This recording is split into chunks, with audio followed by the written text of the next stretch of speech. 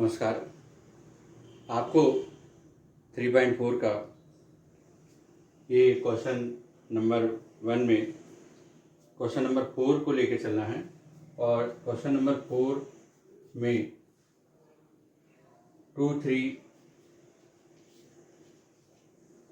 And 5, 7 ये आपका matrix दिया हुआ है और इसके द्वारा आपको ए इनवर्स फाइंड करना है एलिमेंट्री ट्रांसफॉर्मेशन मेथड से।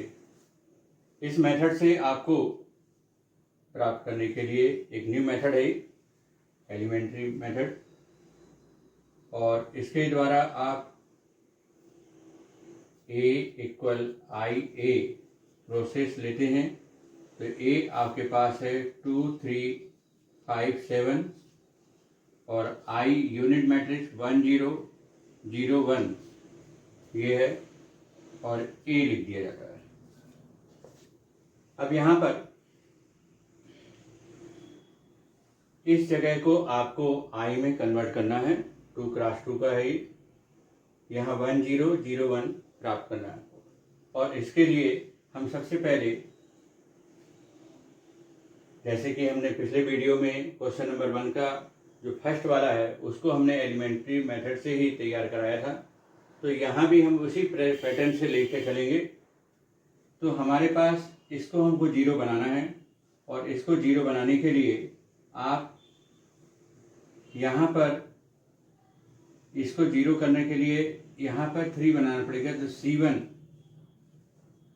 और पहले आप इसे या तो 1 में कन्वर्ट कर दीजिए तो C2 और 2 बनेगा कब, जब आप मतलब C1 माइनस C2 लिखेंगे, 3 का डिवाइड करेंगे तो यहाँ 1 हो जाएगा ये, और 2 का मल्टीप्लाई कर दीजिए। ऐसा करने से यहाँ पर 2 आ जाएगा और लिखना कहाँ पर है, C2 में, ये ध्यान रखना है। तो ये 0 बनेगा।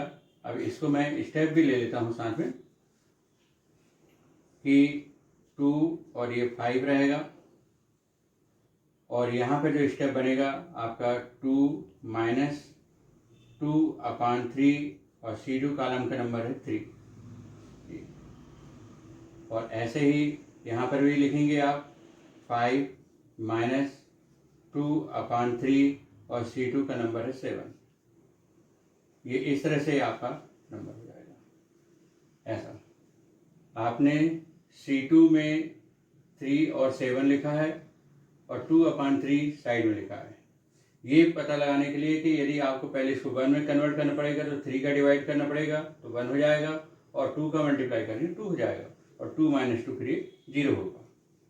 ऐसे ही यहाँ पर भी आपको पैटर्न में करना पड़ेगा। यहाँ पर 1 और 0 लिखा है और यहाँ पर C2 कॉलम 0 और 1 है, और कितने का इंटू है, 2/3 का। तो यहाँ पर आपको माइनस करने के लिए भी लिखना पड़ेगा। तो ये देखिए आप पहले 1 और 0 C1, माइनस का साइन लगा, फिर C2 है हमारे पास 2/3 के साथ, तो 0 और 1 और इंटू 2/3, और यहाँ भी इंटू में 2/3।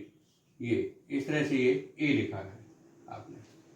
आपको ये ध्यान रखना है कि यहाँ पर C2 का कॉलम 0, 1 रहेगा, मल्टीप्लाई में 2/3 रहेगा, और माइनस के साथ C1 कॉलम मतलब 1 और 0 रहेगा।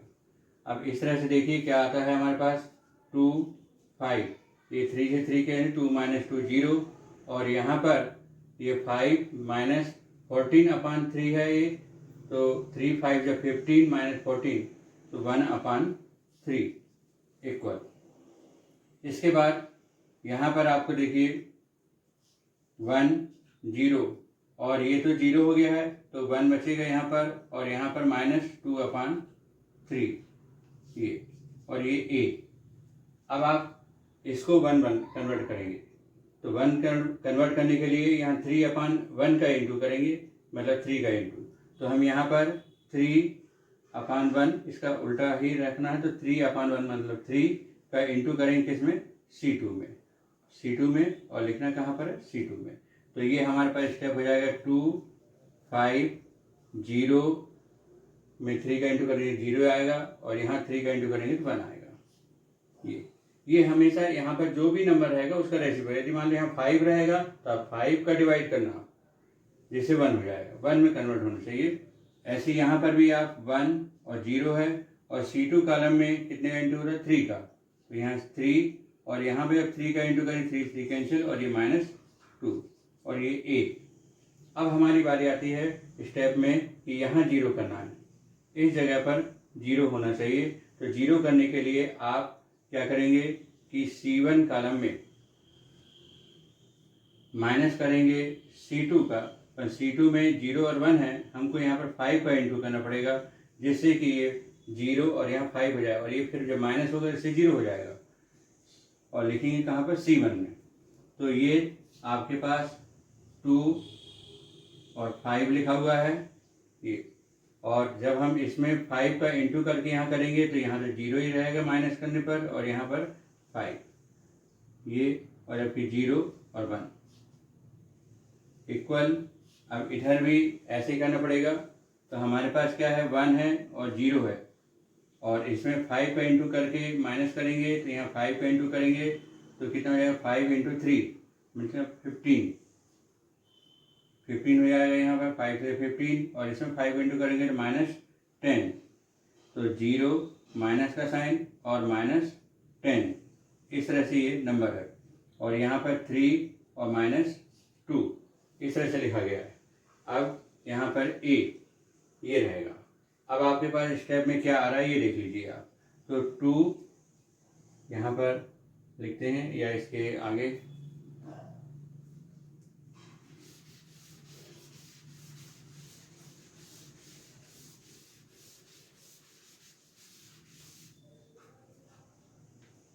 ये देखिए आपके पास आ रहा है। इसके बाद सही 2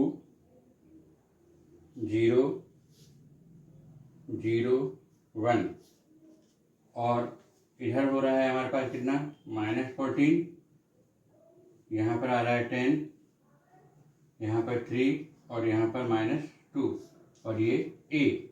अब आपके पास यहाँ पर एक और ज़रूरत से आ गया कि यहाँ पर 1 होना चाहिए, जैसे यूनिट मैट्रिक्स कन्वर्ट हुआ तो आप C1 में 2 का डिवाइड कर दीजिए और लिख दीजिए C1 में। तो ऐसा यहाँ पर भी करेंगे हम। यहाँ पर 1 आ जाएगा, यहाँ 0 0 1 है इक्वल। अब यहाँ पर जब आप 2 का डिवाइड करेंगे तो -7 आएगा, और यहाँ पर 5 3 और -2, और ये A। अब इस तरह से ये हो गया I यूनिट मैट्रिक्स, ये है A, तो ये निश्चित A इनवर्स होना चाहिए, जिसका मतलब हो जाएगा A और A इनवर्स इक्वल I। तो इस तरह से आपके आंसर में A इनवर्स प्राप्त हो जाता है, -7 5 3 -2। अब देखते हैं कि आंसर सही है कि नहीं। 3.4 का क्वेश्चन नंबर 4।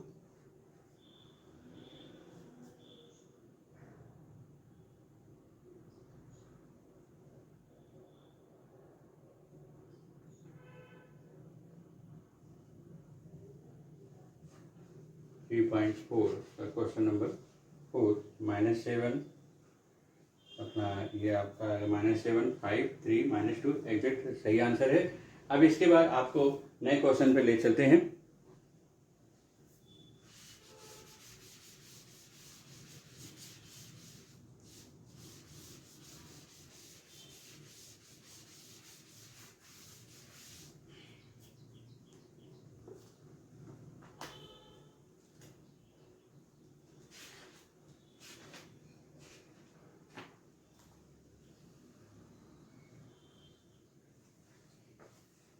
यह है क्वेश्चन नंबर 3, आपका मिसलिनियस है, चैप्टर नंबर 3 का। अब यहाँ पर आपका मिसलिनियस वाली एक्सरसाइज है, और ये चैप्टर 3 का मिसलिनियस प्रॉब्लम में से एक आएगा, और इसमें दिया हुआ है question number 3, if A equal आपका 3 -4 1 -1 ये, और prove that an equal 1 + 2n -4n n और 1 - 2n ये आपको ये प्रूव करना है। जबकि prove that n is any positive integer, ये एक प्रॉब्लम है। इस प्रॉब्लम को हम लोग मैथमेटिकल इंडक्शन प्रोसेस से करते हैं, हिंदी में गणितीय आगमन विधि कहते हैं, जो कि आपने क्लास 11 में प्रोसेस पढ़ी थी। उसके अनुसार हमारे पास जो दिया रहता है उसका वेरिफिकेशन करते हैं। ये सॉल्यूशन आपको a इक्वल 3 - 4 1 - 1 ये गिवन है, और ये भी आपको चेक करना है कि ये वास्तव में सही लिखा है कि नहीं। n और 1 - 2n, तो हमारे पास इसको 1 भी दे सकते हैं गिवन में। यदि आपने पहले हमने a1 लिखा, मीन से n की वैल्यू पुट कर दिया 1, n इक्वल 1 पुट किया आपने, तो ऐसा करने से 1 + 2 × 1 -4 × 1 1 और 1 - 2 × 1। अब देखिए आप 1 + 2 3 -4 1 और 1 - 2 -1 ये। अब ये नंबर जो आपका प्राप्त हुआ है ये फर्स्ट वाला है, 3 - 4 1 - 1 जो कि गिवन है। इसका मतलब ये है कि an is true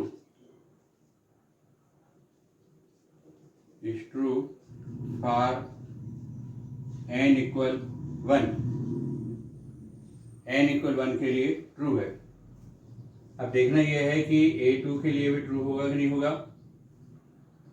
तो हम a² लेते हैं, और a² means a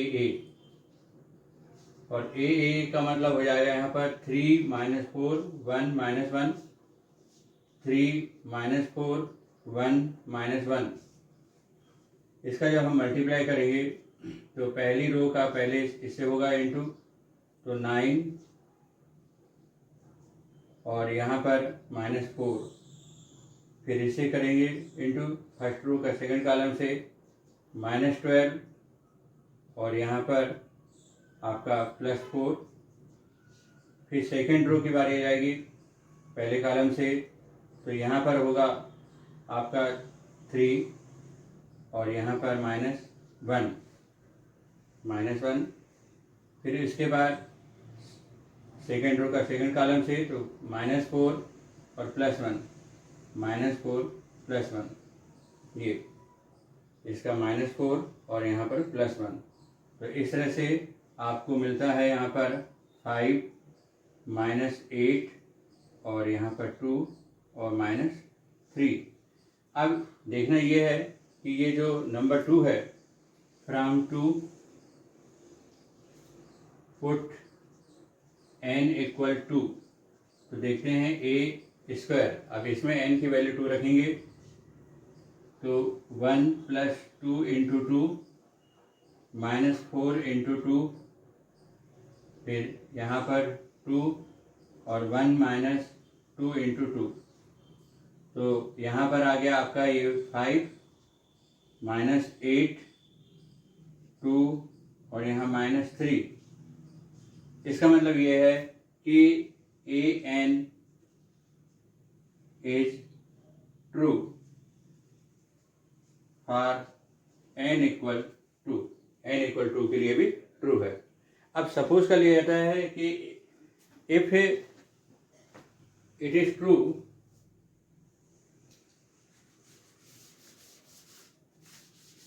for n equal k, if it is true for n equal k, if an is true for n equal k, तो अब ये हो जाएगा a k equal 1 + 2k -4k k और 1 - 2k, ये ऐसा ट्रू हो जाएगा। Now we have to prove, now we have to prove is an true for k + 1। इसके लिए ट्रू है कि नहीं, मतलब फॉर k + 1 के लिए भी मीन से n इक्वल k + 1 के लिए ट्रू है कि नहीं, ये देखना पड़ेगा। तो आप क्या करेंगे, a k + 1 को हम पहले एक मेथड से सॉल्व करेंगे। पहले a k + 1 का मतलब होता है a k इंटू a। तो a k की वैल्यू हमारे पास से ये है 1 + 2k - 4k k और 1 - 2k, और a की वैल्यू है हमारे पास 3 - 4 1 - 1। अब हम इसको सॉल्व करेंगे तो पहले इससे करेंगे सॉल्व। तो यहाँ पर आएगा 3 और यहाँ पर 6k, फिर इसका इंटू करेंगे तो -4k, फिर आपका इस रो का इससे करेंगे इंटू, तो यहाँ पर होगा -4 -8k, और फिर इसका इंटू करेंगे तो +4k। मल्टीप्लाई मैट्रिक्स का बहुत अच्छे से तैयार रखना पड़ेगा आपको। फिर ये k का इंटू 3 से 3k, और यहाँ पर होगा 1 - 2k, फिर आपकी बारी इसमें आएगी इस भाग से, तो k का इंटू माइनस से तो -4k, और यहाँ पर 1 - 2k का इंटू माइनस से तो -1 और +2k। इस तरह से आपका जो सॉल्यूशन आ रहा है वो यहाँ पर प्राप्त हो जाएगा 3 + 2k, और यहाँ पर -4k -4, यहाँ पर k + 1, और यहाँ पर आ जाएगा -2k और -1। ये आपका नंबर 3 प्राप्त हुआ। सब कुछ कर लेते हैं a k + 1। अब देखना ये है कि वास्तव में ये हमारे पास जो a n है, यहाँ पर k + 1 रखने से ये वैल्यू आती है कि नहीं आती। Put k n equal k + 1 in a n, यहाँ रखते हैं, तो a k + 1 इक्वल, अब आप देखिए जो दिया हुआ है वो इसमें रख रहे हैं 1 + 2 k + 1 -4 k + 1 k + 1, और यहाँ पर 1 - 2 k + 1। ये तो आप देखिए कि 1 + 2k + 2, तो 1 + 2 3 + 2k आ जाएगा। यहाँ पर -4k -4, यहाँ पर k + 1, और यहाँ पर आएगा 1 - 2k -2, तो -2k और 1 - 2 जो आ रहा था वो -1। इस तरह से आप देख रहे हैं कि ये जो आपका नंबर 4 आया है, ये 3 और 4 इक्वल हैं। हियर 3 वाला रिलेशन और 4 वाला रिलेशन इक्वल है। इससे ये प्रूव हो जाता है कि a n is true, therefore a n is true for all value of n। इस तरह से ये आपका ये प्रूव होता है। ठीक है, ये वाला प्रॉब्लम आपको अच्छी तरह समझ में आ गया होगा।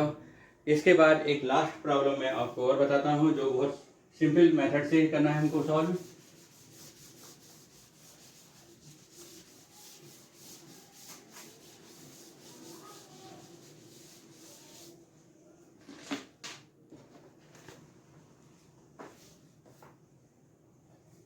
ये इसी मिसलेनियस का प्रॉब्लम है, चैप्टर 3 का लास्ट में जो मिसलेनियस है, कॉम्प्लिकेटेड प्रॉब्लम होते हैं, उसमें दिया गया है कि a and b, question number 4 है इसी का मिसलेनियस का, और इसमें दिया हुआ है a and b are symmetric, A and B are symmetric, then prove that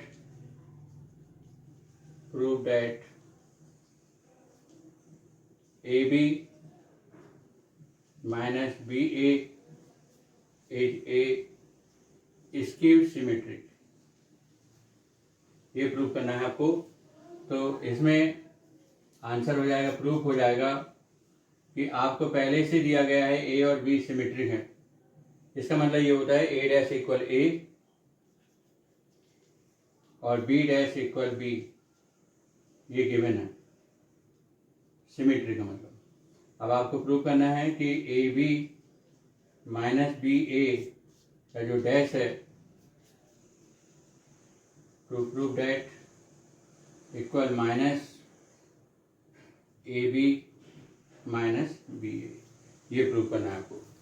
तो इसका प्रूफ के लिए आसान है, हमारे पास A B minus B A का जो डैश है उसका आप ऐसा लिखेंगे, ए बी का डैश माइनस बी ए का डैश। ये ऐसा फार्मूला होता है, एक्स प्लस वाई या एक्स माइनस वाई का यदि डैश है तो X dash minus Y dash. ये अब ए बी इंटू में डैश है, ट्रांसपोज है, तो इसको हम लिखेंगे बी डैश ए डैश और इसे लिखेंगे ए डैश बी डैश। पर हमको मालूम है ए डैश इक्वल ए है और बी डैश इक्वल बी है, तो यहाँ बी लिख देंगे और यहाँ ए, यहाँ पर ए और ये बी। अब ऑर्डर चेंज करेंगे तो ए बी माइनस बी ए, तो ये आ गया आपका स्क्यू सिमेट्रिक। ये ओके, थैंक यू।